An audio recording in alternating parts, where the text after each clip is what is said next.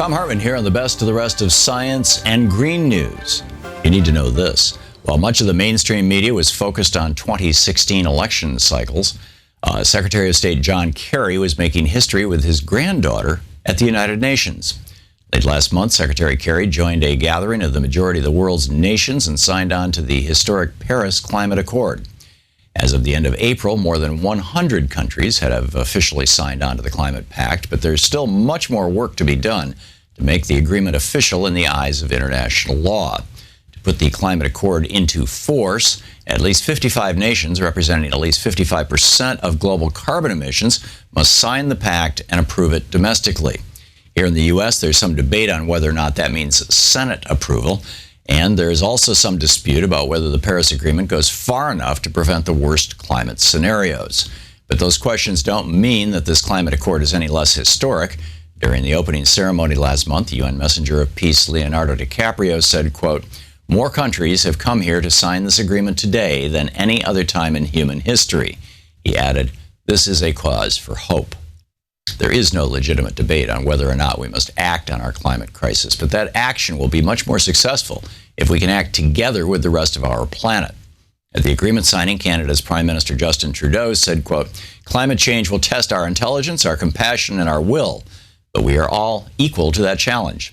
In every possible sense, we are all in this together. Today, we will make ours a better world," end quote. There's still more work to be done to fight global warming, but that fight will be easier when we work together.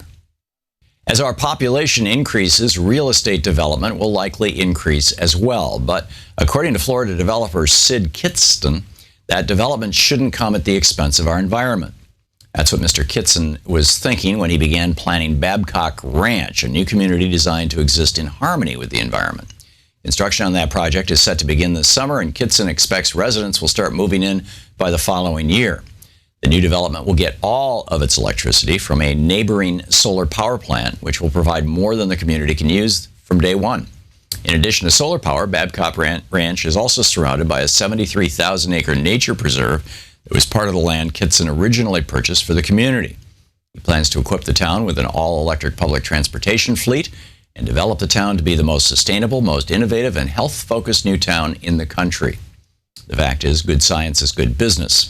And a new sustainable home in sunny southern Florida appears to be a win-win for home buyers and our environment.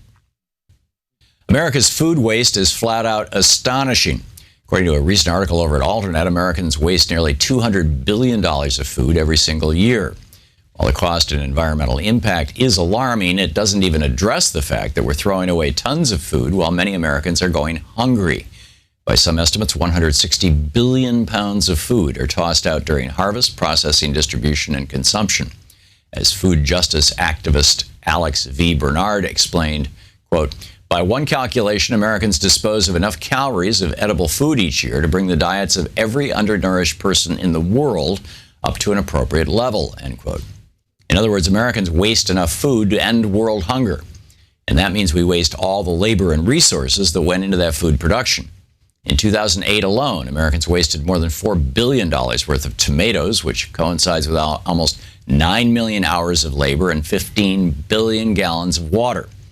For the sake of workers, food producers, and hungry people around the world, we simply must reduce the amount of food we waste. Solving our obesity epidemic may require us to clean up our air. According to recent research published in sciencenews.org, serious air pollution may increase our risks of obesity.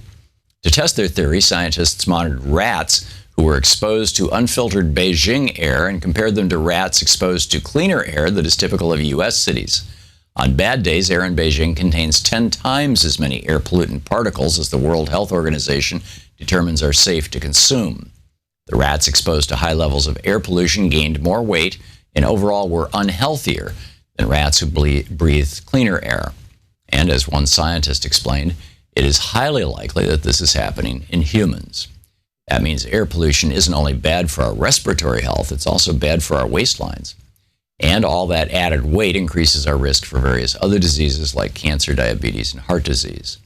We often focus only on diet when it comes to losing weight, but this study shows that our weight may be tied to many more factors in our environment. And finally, if you want to get healthier, be more generous. According to research recently published by the World Economic Forum, spending time or money to help others may lead to lower blood pressure levels and prevent against other declines in our health.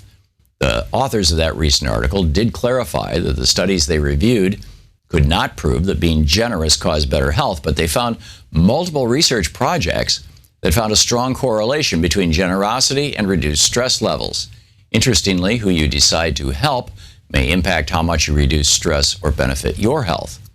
The authors wrote, quote, "People seem to benefit most from spending money on others they felt closest to.